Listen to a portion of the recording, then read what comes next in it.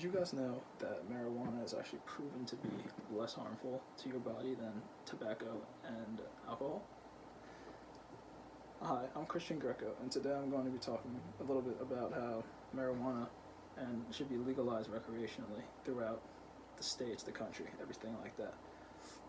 So, and the reasons to listen would actually be how it will actually affect the economy and the government's revenue, and it has the potential effect to affect people positively when it just comes to general overall quality of life. So, the main problem I'm going to be discussing today is how public or recreational marijuana is actually not being legalized right now.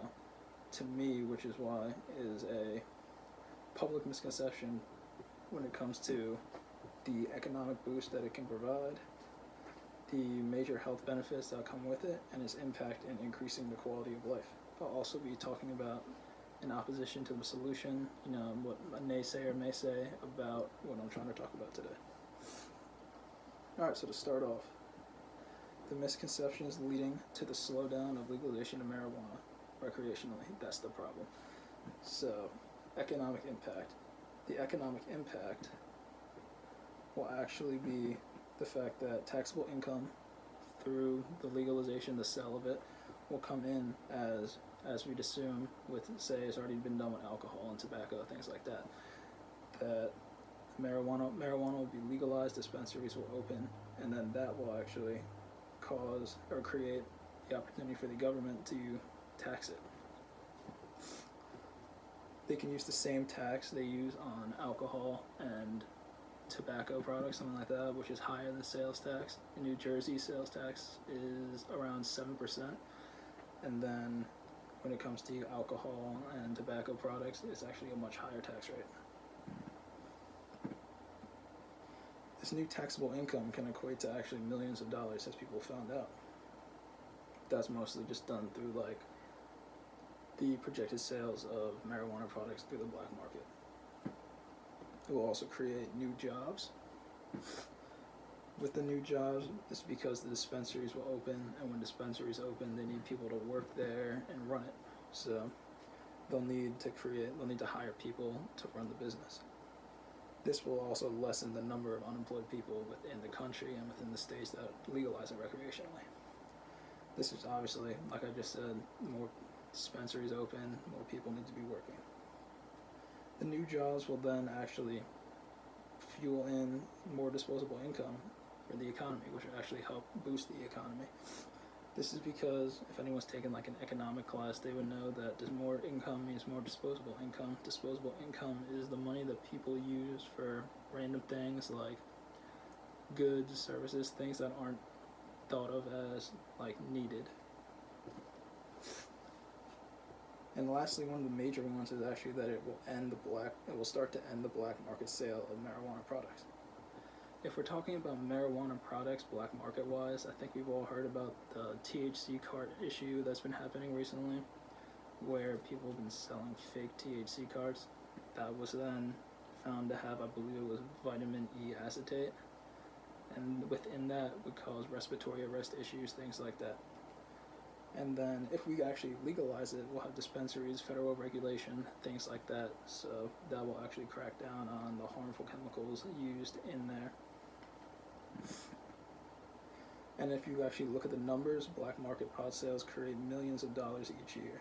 This could then be transferred and actually be put into legal income for the government, the businesses, and the people who work for the businesses. Ending the major health concerns that I just talked about, that's another one, and it will actually eliminate parts of crime within communities, as you could, but it's a lot harder to sell marijuana when you've got legal routes for people to do it, where they won't have issues with it, they won't have the law hanging down on them if you could just do it legally.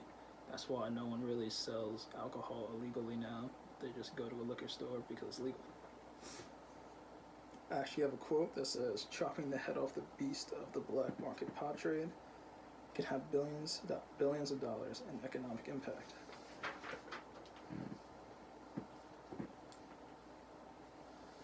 also just threw up this photo right here. It just talks about some of the health impacts right here. We're talking about how it can improve the appetite for people. It actually has an anti-tumor effect, which means that it stops the spread of cancer cells, which is actually a major upside. Now, this is the health benefits. It aids patients in the fight against cancer, like I just said. It has an anti-tumor effect, which means that it helps to prevent the spread of cancer cells. But another part of it is the fact that it actually helps those who are going through, say, the regular forms of treatment for cancer, say chemotherapy, radiation. It helps with the side effects of those two processes. Because with chemo and radiation, usually, it comes with, It comes with a loss of appetite, nausea, things like that. And then marijuana will actually help with that. I think if anyone's smoked it, they know you get the munchies, stuff like that.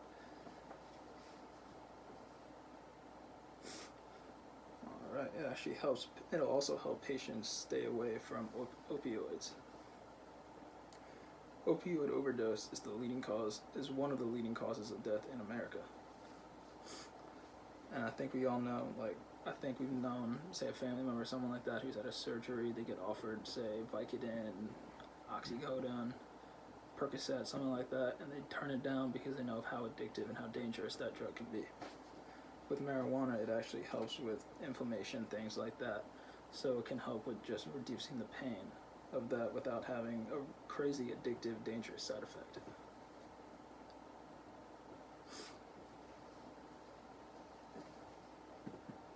We'll also be talking about the effect on quality of life that it actually brings. Most people don't know about a lot of these things. Say, for quality of life, it helps with inflammation, it'll help with nausea and seizures. That's important for those with conditions such as epilepsy or chronic motion sickness, things like that. Or just say they got injured, say it's they messed their knee up, they tore a tendon, something like that. This will actually help bring that inflammation down, bring the swelling down, which will then bring the pain down. It helps with chronic pain, like I just said. It's actually the most common excuse or reason to use marijuana through American adults. It's a natural way to treat it, and it's a non-addictive way to treat it.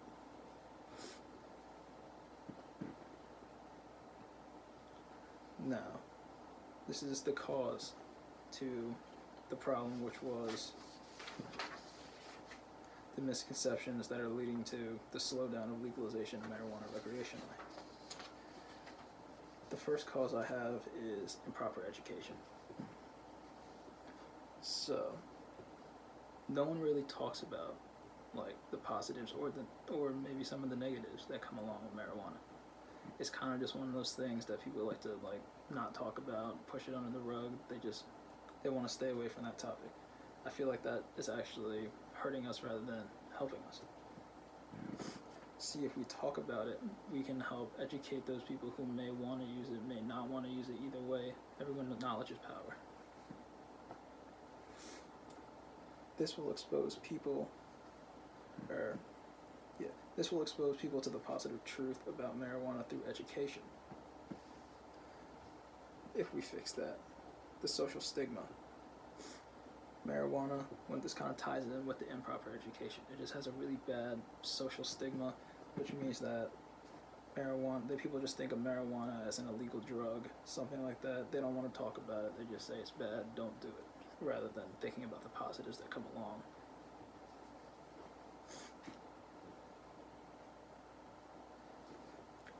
The solution. Continuing the legalization of marijuana for recreational use will increase the education on marijuana. So this is my solution. I think that we should continue to legalize marijuana recreationally. This means that people who need it or would like to use it for the health benefits and everything like that, they have access to it. I'd say I don't want it to be just anyone can have it. I'm saying more like alcohol, over-the-counter drugs, something like that. Just have it so there's an age limit, but you can go and get it if you're old enough and you think that you can use it.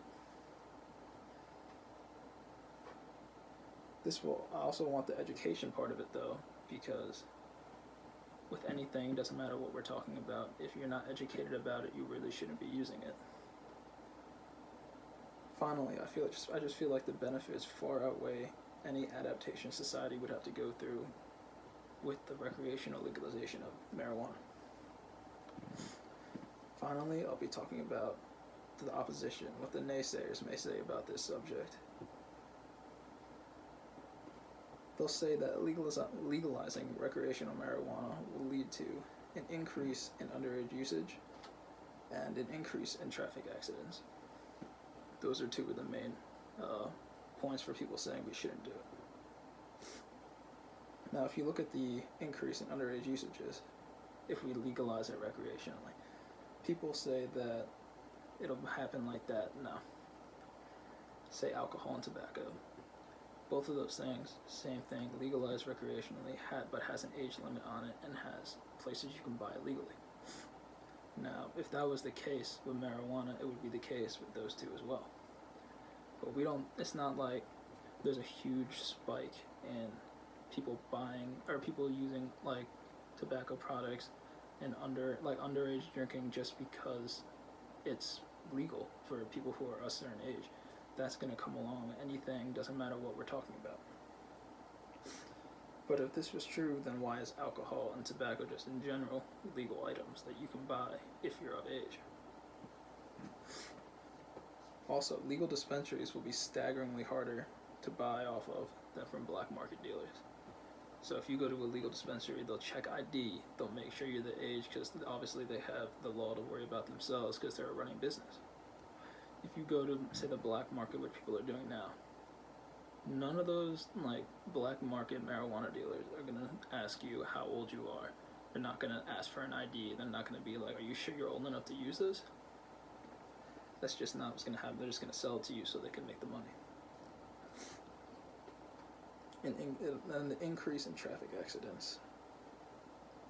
It has been proven to be false by states that have actually already legalized pot, which means that the states who have already done what I'm talking about now, they have shown through statistics, everything like that, that the traffic accidents do not go straight up. It's not actually true at all. I have a couple quotes. This one says, traffic deaths dropped 11% on average in the states that legalize medical marijuana. Arrests for driving under the influence have decreased in Washington and Colorado, which are two of the main huge states that have done it already.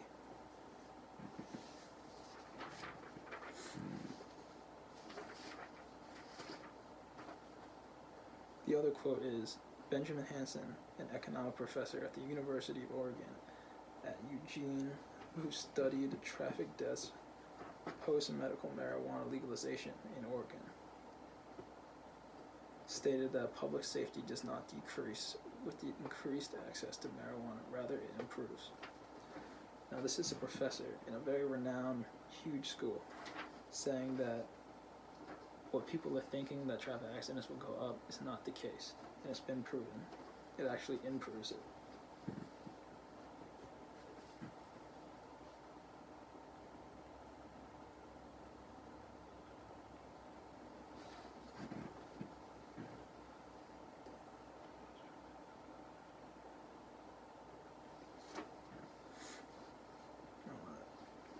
And then in conclusion, I just want to remind the points that marijuana legalized recreationally will provide an economic boost rather than what people would think is just a minute economic impact, something like that.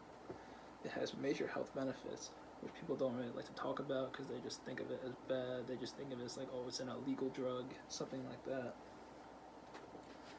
An increase in overall quality of life, which if any public health person, anyone who's taken a class like that knows that the overall quality of life is a huge thing that everyone strives to up. And then I went over some of the incorrect stances from the opposition who try to shut down this. So I just hope that you can look at the facts and be open-minded, and then think about all the good things that can happen from the legalization of marijuana recreationally, and how it actually outweighs any negative that might come through. Thank you.